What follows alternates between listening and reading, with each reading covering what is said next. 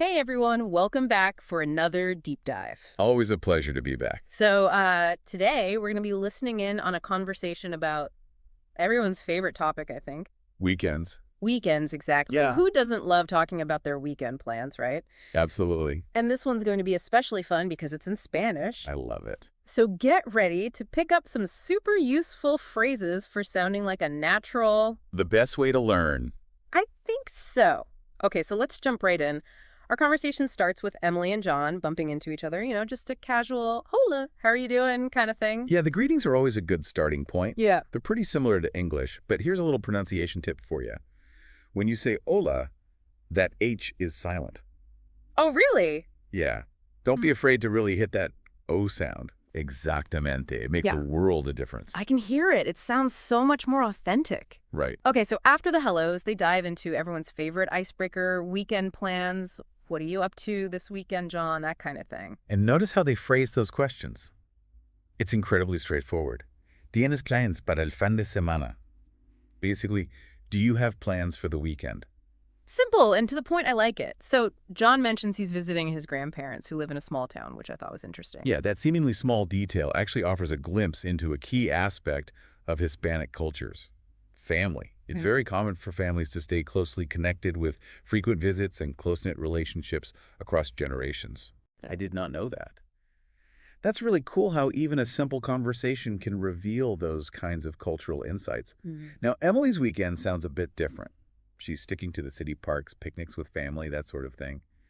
As they chat about their plans, they use some really common verbs. Ir, which means to go, visitar, to visit, jugar, to play, the essentials. Those verbs are like your building blocks. Master those and you'll be surprised how much you can express. It's like having those key tools in your language toolkit. Right? And speaking of expressing yourself, I noticed how Emily sprinkles in phrases like, que bien, that sounds nice. Little things like that can make a big difference. Yeah. It shows you're engaged. You're actually listening to what the other person's saying. And it makes the conversation more lively, right? Exactly. Instead of just saying she likes to play games, Emily gets specific, football and frisbee. Much more interesting. Yeah. It's a subtle thing, but being specific, that opens up the conversation. Gives John more to work with. Yeah, it's like tossing a ball back and forth instead of just holding it. Exactly. And speaking of tossing a ball back and forth, Smooth. this is where the conversation takes a fun turn. John hears Emily mention football and jumps in with, do you play football too? Shows he's actually listening, trying to find that common ground. It's all about making connections. Yeah.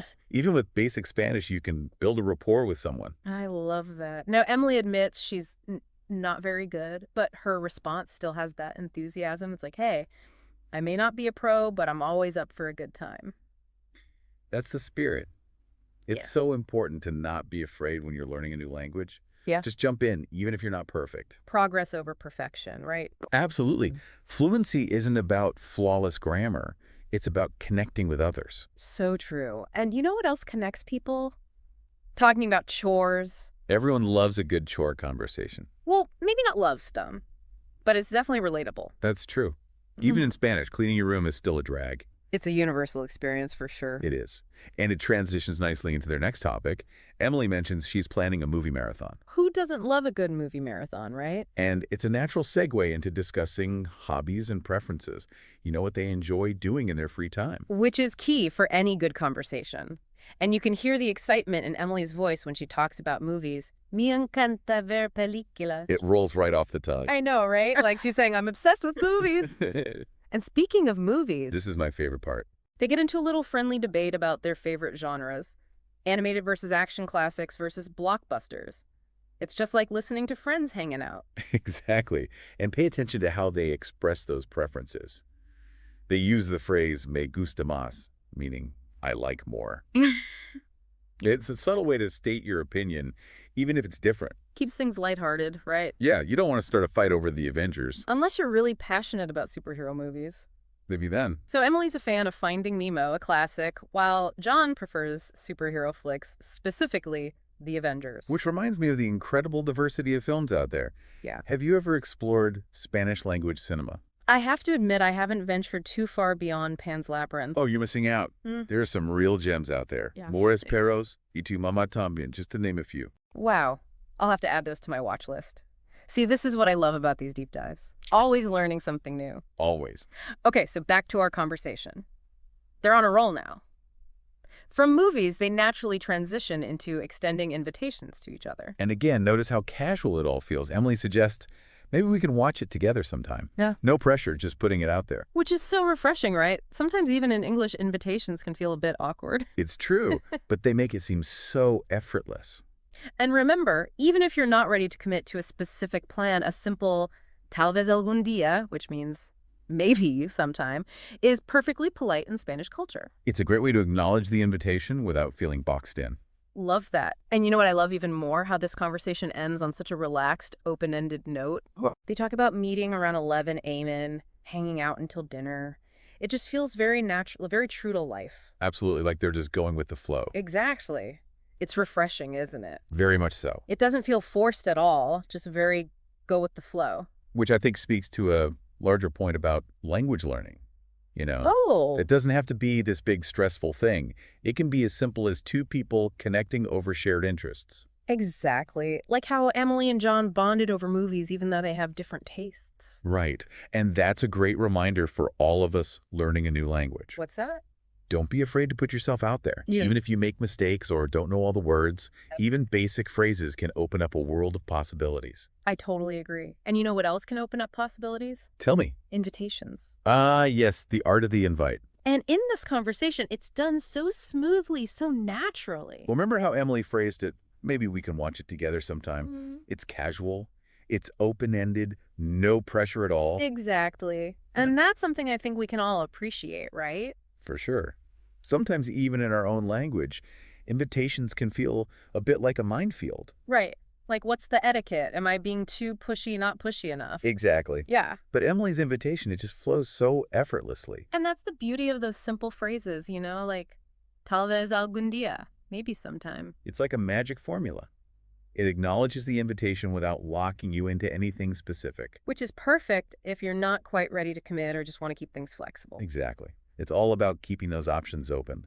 And you know what else I love about this conversation? What's that? How it ends on such a relaxed note. Oh, yeah. They talk about meeting up around 11, hanging out until dinner. It just feels very organic, very true to life. Right. No need to overthink it, just enjoying the simple pleasure of spending time together. And isn't that what weekends are all about? I think so. Relaxing, recharging, and connecting with people you care about. And maybe even squeezing in a movie marathon or two. Sounds like a plan. Yeah.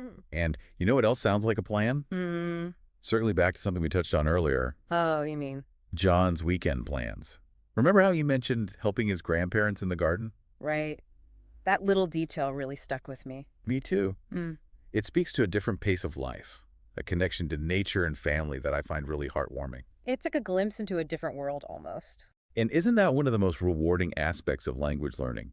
It's like opening a window into a different culture, different values, different ways of experiencing the world. It really does make you think, doesn't it?